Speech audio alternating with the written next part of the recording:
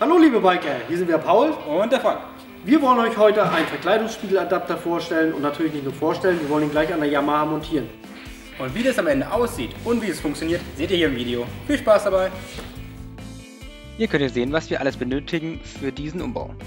Diese und weitere Links zu verschiedenen Spiegeln setze ich euch in die Videobeschreibung. Als allererstes demontieren wir die Originalspiegel von der Yamaha R6.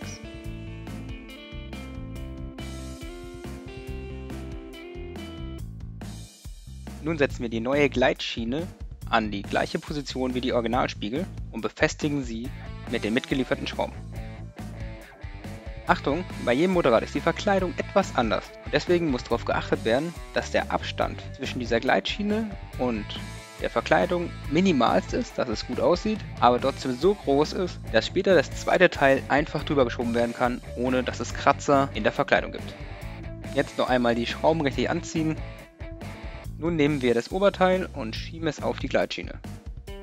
Mit den zwei kleinen Mahnenschrauben auf der Unterseite wird das Oberteil an der Schiene fixiert. Der mitgelieferte Montagestift muss nun in die neuen Spiegel eingeschraubt werden.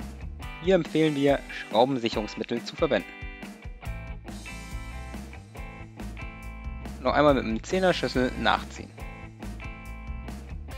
Jetzt können wir den neuen Spiegel auf den neuen Spiegeladapter montieren.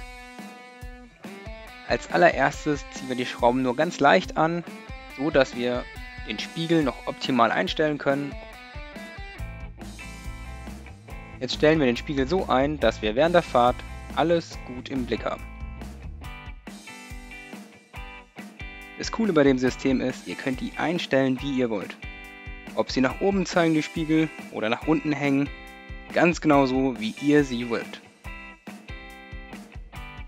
Nachdem wir sie jetzt so eingestellt haben, wie wir es brauchen, wichtig, alle Schrauben noch einmal richtig nachziehen, damit sie sich nicht mehr verstellen.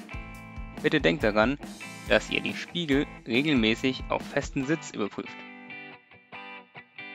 Ich hoffe, wir konnten euch ein paar Tipps und Tricks zeigen und ihr konntet einen gewissen Eindruck gewinnen, wie sie montiert werden. Und falls euch das Video gefallen hat, lasst ein Like da und abonniert unseren Kanal, dann kriegt ihr alle neuen Videos gleich mit. Ciao! Tschüss! Eins noch! Für die Leute unter euch, die gerne mal auf die Rennstrecke gehen, haben wir hier noch einen richtig coolen Tipp für euch. Frank? So, ganz einfach. Mal eben schnell die Mahnenschrauben gelöst. Spiegel vorsichtig runtergeschoben. Die Verkleidung ist immer noch fest. Beiseite gelegt, kann nichts passieren. Und los geht es mit dem Fahren. Viel Spaß euch jetzt. Tschüss!